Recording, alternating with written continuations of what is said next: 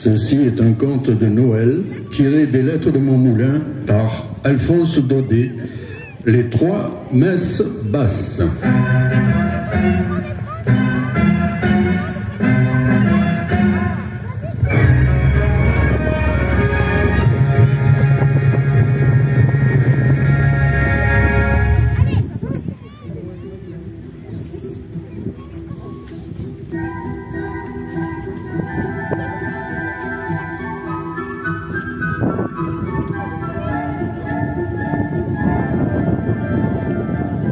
Deux dindes truffées, Garrigou.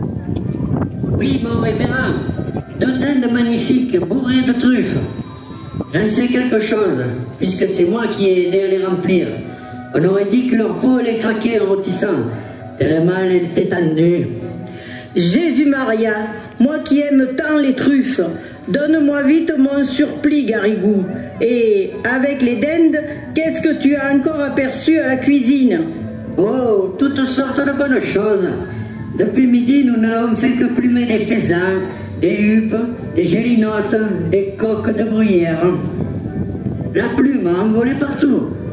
Puis, dans les temps, on a apporté des anguilles, des carpes dorées, des truites, des... Grosses comme les truites, Garrigou? Grosses comme ça, mon révérend. Énormes. Oh mon Dieu, il me semble que je les vois. As-tu mis le vin dans les burettes? Oui, mon révérend, j'ai mis le vin dans les burettes, mesdames. Il ne faut pas celui que vous boirez tout à l'heure en sortant de la messe de minuit. Si vous voyez cela dans la salle à manger du château, toutes ces carafes qui flambent pleines de vin de toutes les couleurs, et la vaisselle d'argent, et surtout ciselés, les fleurs, les candélabres, jamais il ne sera vu un réveillon pareil. Monsieur le Marquis a invité tous les seigneurs du voisinage.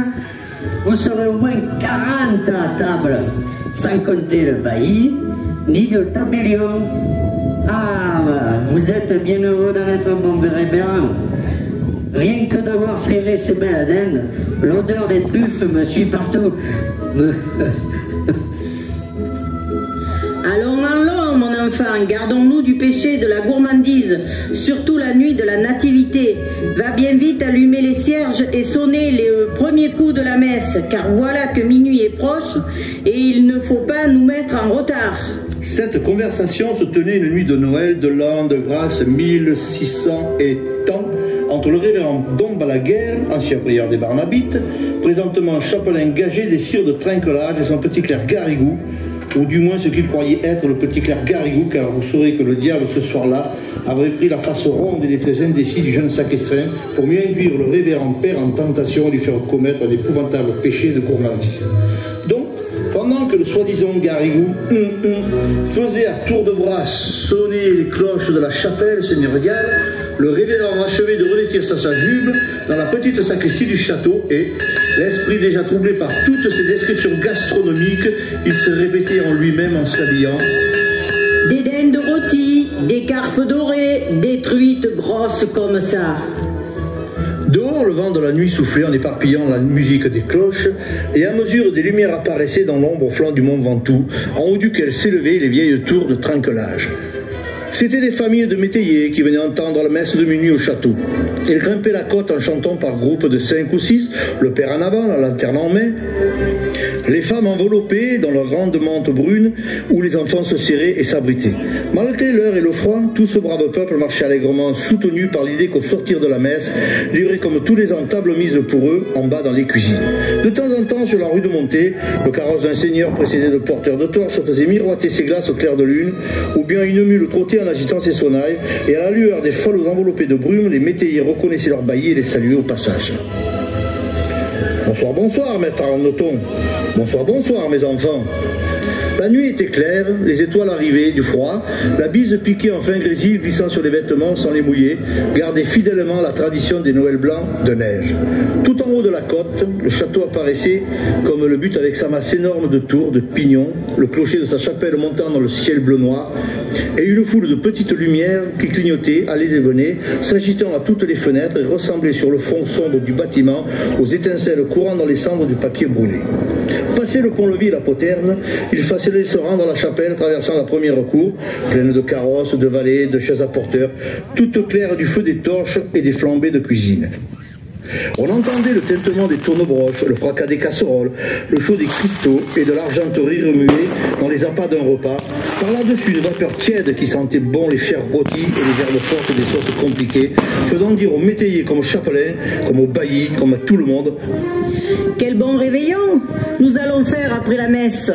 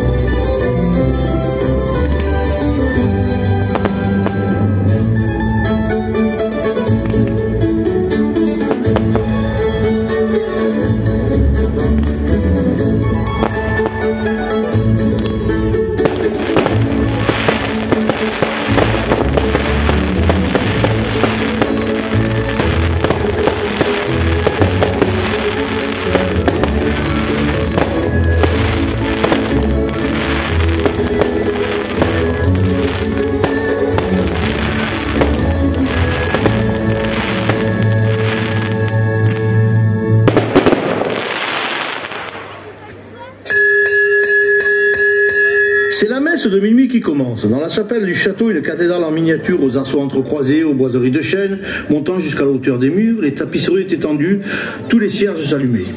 Et que de monde, que de toilettes. Voici d'abord assis dans les stalles sculptées qui entourent le chœur, le sire de Trinquelage en habit de taffetas saumon, et près de lui tous les nobles seigneurs invités. En face, sur des prie-dieu garnis de velours, ont pris place la vieille marquise de Douairière dans sa robe de brocart couleur de feu et la jeune dame de Trinquelage coiffée d'une haute tour de dentelle gaufrée à la dernière mode de la cour de France. Plus bas, on voit vêtus de noir avec de vastes perruques en pointe et des visages rasés, le bailli Thomas Arnoton, le tabellion maître en bois et deux notes graves parmi les soies voyantes et les damas brochées. Puis viennent les grands majordomes, les pages, les piqueurs, les intendants, dames barbes, toutes ces clés pendues sur le côté à un clavier d'argent fin. Au fond, sur les bancs, c'est le bas-office, les servantes, les métayers avec leurs familles, et enfin là-bas, tout contre la porte qui entrouvre et referme discrètement, messieurs les marmitons, qui viennent entre deux sauces prendre un petit air de messe et apporter une odeur de réveillon dans l'église tout en fête, tiède et tant de cierges allumés.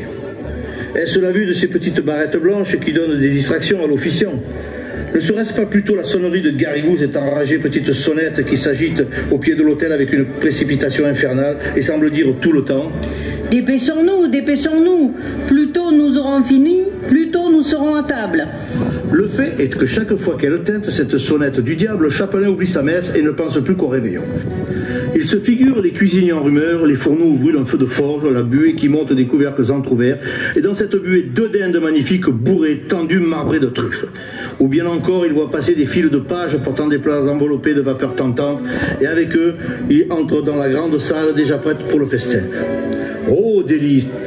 Voilà l'immense table toute chargée et flamboyante, les pans habillés de leurs plumes, les faisans écartant leurs ailes mordorées, les flacons couleur de rubis, les pyramides de fruits éclatantes parmi les branches vertes et ces merveilleux poissons dont parlait Garrigou. Ah bien, eh oui, Garrigou, étalé sur un tube de fenouil, les cailles nacrées comme s'ils sortaient de l'eau avec un bouquet d'herbes odorantes dans les narines de monstres. Si vive est la vision de ces merveilles qui semblent à Don Balaguer que tous ces plats mirifiques sont servis devant lui sur la broderie de la nappe d'hôtel et 2 ou 3 fois au lieu de Dominus Vobiscum, il se prend à dire le béni suscité. À part ces légères méprises, le digne homme débute son office très consciencieusement, sans passer une ligne, sans omettre une génuflexion. Tout marche assez bien jusqu'à la fin de la première messe, car vous savez que le jour de Noël, le même officiant doit célébrer 3 messes consécutives. Et d'une, se dit le chapelain avec un soupir de soulagement, puis sans perdre une minute, il fait signe à son clerc, ou celui qui doit être son clerc, et... C'est la seconde messe qui commence, et avec elle aussi commence le péché de Don Balaguer.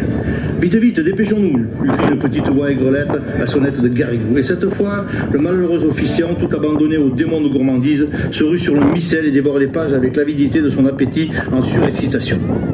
Phonétiquement, il se baisse, se relève, esquisse les signes de croix, les génuflexions raccourcit tous ses gestes, voire plutôt finis. À peine s'il étend les bras à l'évangile, il se frappe la pratique au confiteor. Entre le clerc et lui, c'est à qui bredouillera le plus vite. Versets et réponses se précipitent et se bousculent, les mots à moitié prononcés sans ouvrir la bouche, ce qui prendrait trop de temps et s'achève en murmure incompréhensible. Oremus, mais à culpa, Pareil à des vendeurs pressés foulant le raisin de la cuve, tous les deux barbotent le latin de la messe en envoyant des éclaboussures de tous côtés. Don scum, dit Balaguer. Tututuo, répond Garrigou. Et tout le temps d'année de cette petite sonnette qui teinte à leurs oreilles, comme ces gros lots qu'on met aux chevaux de poste pour faire galoper à grande vitesse. Pensez qu'à ce traînant une baisse vaste est vite expédiée. Et de 2, se dit le chapelet tout essoufflé, puis prend le temps de respirer rouge, suant, il dégringole les marches de l'hôtel et... C'est la 3e messe qui commence. Il n'y a plus que quelques pas à faire pour arriver à la salle à manger, mais hélas, à mesure que le réveillon approche, l'importuné Balaguer se sent pris d'une folie d'impatience et de gourmandise. Sa vision s'accentue et les carpes dorées et les dindes rôties sont là. Il les touche, il les... Oh Dieu, les plats fument et les vins embaument, et secouant son gros lot enragé, la petite sonnette lui crie « Vite, vite, encore plus vite !» Mais comment pourrait-il aller plus vite? Ses lèvres remuent à peine, il ne prononce plus un mot. À moins de tricher tout à fait le bon Dieu et de lui escamoter sa messe. Et c'est ce qu'il fait, le malheureux. De tentation en tentation, il commence par sauter un verset, puis 2, puis l'épître est trop long, il ne le finit pas, effleure l'évangile, passe devant le credo sans entrer, saute le pater, salue devant la préface, et par bon et par l'élan se précipite ainsi dans la damnation éternelle, toujours suivi de l'infâme Garrigou, va des rétros, Satanas, qui le seconde avec une merveilleuse entente, lui relève sa chasuble, tourne les feuillets 2 par 2, bouscule le pupitre, renverse les burettes, et sans cesse secoue la petite sonnette de plus en plus fort et de plus en plus vite. Il faut voir la figure effarée que font tous les assistants, obligés de suivre à la mimique du prêtre cette messe dont ils n'entendent pas un mot. Les uns se lèvent quand les autres s'agenouillent, s'asseyent quand les autres sont debout, et toutes les phases de ce singulier office se confondent sur les bancs dans une foule d'attitudes diverses. L'étoile de Noël en route dans les chemins du ciel, là-bas vers la petite étable, pâlit d'épouvante en voyant cette confusion. L'abbé va trop vite, on ne peut pas sûr, murmure la vieille douairière en agitant sa coiffe avec égarement. Maître Arnoton, ses grandes lunettes d'acier sur le nez, cherche dans son poisson où diante on peut bien en être. Mais au fond, tous ces braves gens qui aussi pensent au réveillonné ne sont pas fâchés que la messe aille de ce train de poste. Et quand Don Balaguer, la figure rayonnante, se tourne vers l'assistante en criant toutes ses forces, Isse mita est. Il n'y a qu'une voix dans la chapelle pour lui répondre Deo gratias, si joyeux, si entraînant qu'on sera déjà à table au premier toast du réveillon.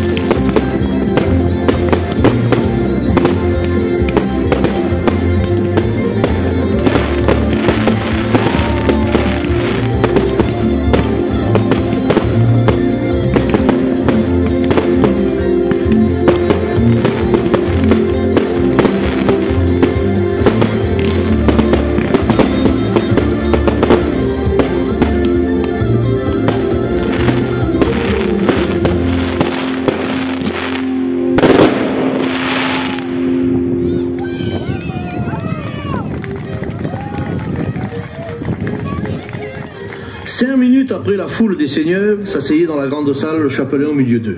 Le château, illuminé de haut en bas, retentissait de chants, de cris, de rires, de rumeurs, et le vénérable Dom Balaguer plantait sa fourchette dans une aile de gélinote, noyant le remords de son péché sous les flots de vin du pape et des bons jus de viande. Tant il but et mangea, le pauvre saint homme, qu'il mourut dans la nuit d'une terrible attaque, sans avoir eu seulement le temps de se repentir, puis... Au matin, il arriva dans le ciel encore tout en rumeur des fêtes de la nuit, et je vous laisse à penser comme il y fut reçu. « Retire-toi de mes yeux, mauvais chrétien, lui dit le souverain juge, notre maître à tous. Ta faute est assez grande pour effacer toute une vie de vertu. Ah, tu m'as volé une messe de nuit? Eh bien, tu m'en paieras 300 en place, et tu n'entreras au paradis que quand tu auras célébré dans ta propre chapelle ces 300 messes de Noël en présence de tous ceux qui ont péché par ta faute et avec toi. » Et voilà, la vraie légende de Dom Balaguer comme on la raconte au pays des Olives. Aujourd'hui, le château de Trinquelage n'existe plus, mais la chapelle se tient encore droite tout en haut du mont Ventoux, dans un bouquet de chênes verts. Le vent fait battre sa porte disjointe, l'herbe encombre le seuil, il y a des nids aux angles de l'autel et dans l'embrasure des autres croisées dont les vitraux coloriés ont disparu depuis longtemps. Cependant, il paraît que tous les ans à Noël, une lumière surnaturelle erre parmi ces ruines, et qu'en allant aux messes et au réveillon, les paysans aperçoivent ce spectre de chapelle éclairé de cierges invisibles qui brûlent au grand air, même sous la neige et le vent. Vous en rirez si vous voulez, mais un vigneron de l'endroit nommé Garrigue, sans doute un descendant de Garrigou, m'a affirmé qu'un soir de Noël, se trouvant un peu en ribote, il s'était perdu dans la montagne du côté de Trinquelage, et voici ce qu'il avait vu. Jusqu'à 11h, rien. Tout était silencieux, éteint, inanimé. Soudain, vers minuit, un carillon sonna, tout en haut du clocher. Un vieux carillon qui avait l'air d'être à 10 lieues. Bientôt, dans le chemin qui monte, Garrigue vit trembler des feux, s'agiter des ombres indécises. Sous le porche de la chapelle, on marchait, on chuchotait. Bonsoir, maître Arnoton. Bonsoir, mes enfants. Quand tout le monde fut entré, mon vigneron, qui était brave, s'approcha doucement et regarda par la porte cassée et vit un singulier spectacle. Tous ces gens qu'il avait vus passer étaient rangés autour du chœur, dans la nef, en ruine, comme si les anciens bancs existaient encore.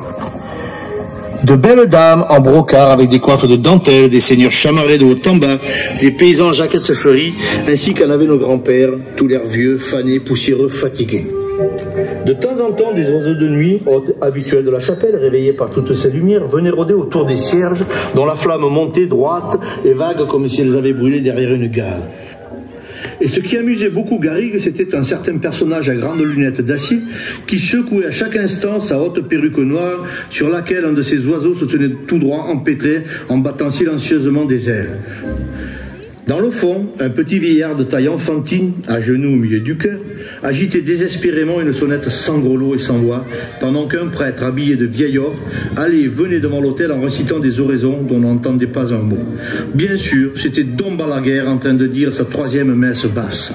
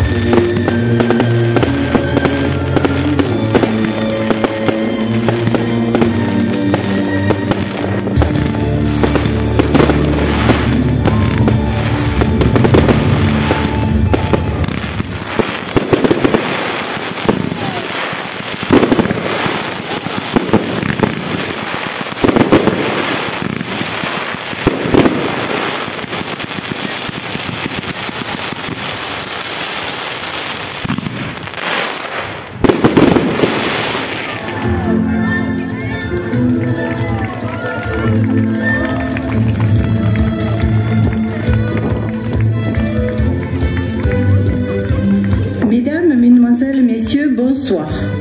Vous venez d'assister au Son et Lumière édition 2021.